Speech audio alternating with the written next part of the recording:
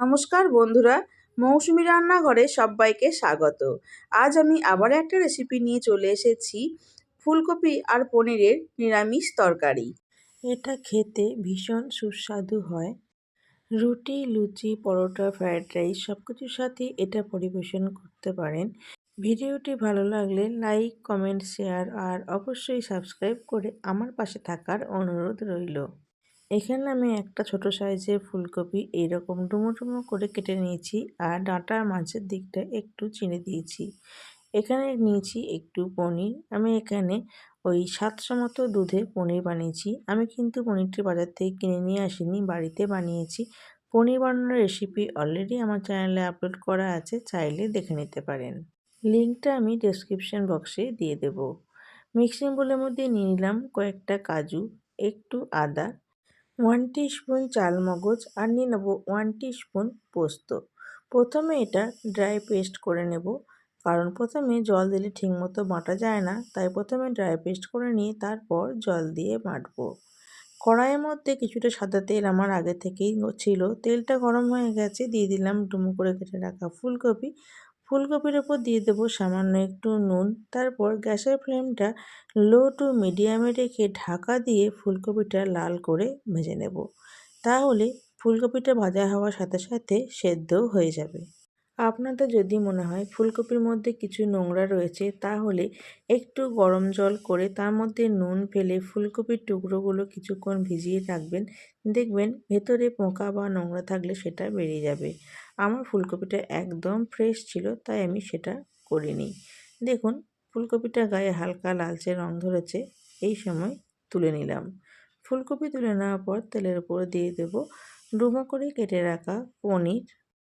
তবে পনিরটা খুব বেশি কড়া করে ভাজবো না। পনিরের গায়ে হালকা লালচে রং ধরতে শুরু করলেই পনিরটা তেল থেকে উঠিয়ে নেব। দেখুন বন্ধুরা, পনিরটা আমাদের একদম ভাজা হয়ে গেছে। এইবার তুলে নিচ্ছি।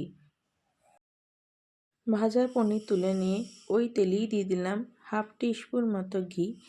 এর জন্য কিন্তু গ্রেভির ফ্লেভারটা ভীষণ ভালো আসবে। আপনাদের ইচ্ছে হলে রান্না শেষেও ঘি দিতে পারেন, তবে আমি এই রান্নাটায় প্রথমেই ঘি দিয়ে দিই।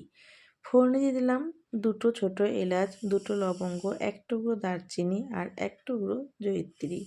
ফোড়নটা একটু নাড়াচাড়া করে নিলাম। ফোড়ন থেকে একটা সুন্দর গন্ধ বেরিয়ে এলেই দিয়ে দেব আগে থেকে বেটে রাখা মশলা, চালমগজ, আদা, কাজু বাদাম আর পোস্ত বাটা।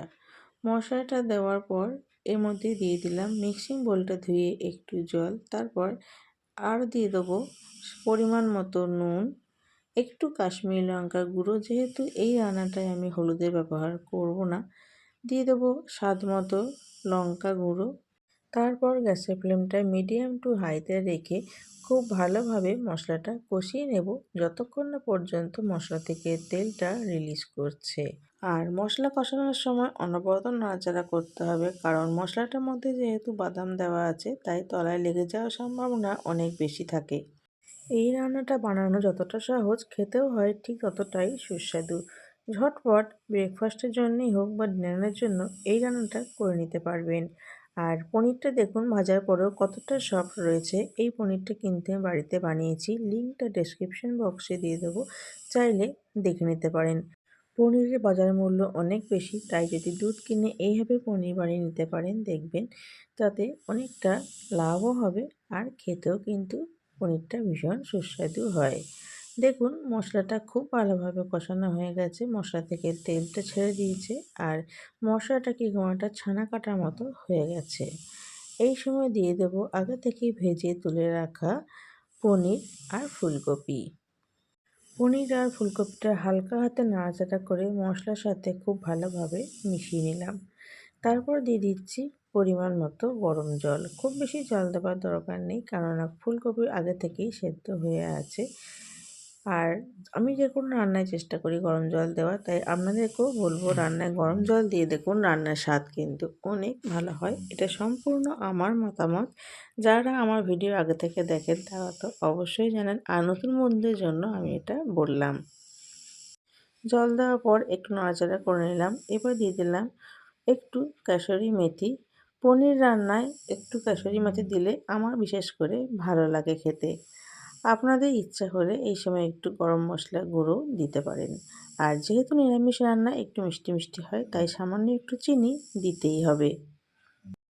সব কিছু ভালোভাবে মিশিয়ে নিয়ে গ্যাসের ফ্লেমটা লো টু মিডিয়ামে রেখে 5 মিনিট ঢাকা দিয়ে রান্নাটা হতে দেব। প্রায় 5 মিনিট পর ফিরে এসেছি। দেখুন ঝোলটা অনেকটাই কমে গেছে আর তেলটা সুন্দরভাবে উপরে ভেসে উঠেছে। এর থেকে বেশি ঝোলটা কমাবো না, কারণ পোস্ত দেওয়া আছে, তাই ঠান্ডা হয়ে যাওয়ার পর কিন্তু ঝোলটা আরও একটু টেনে যাবে।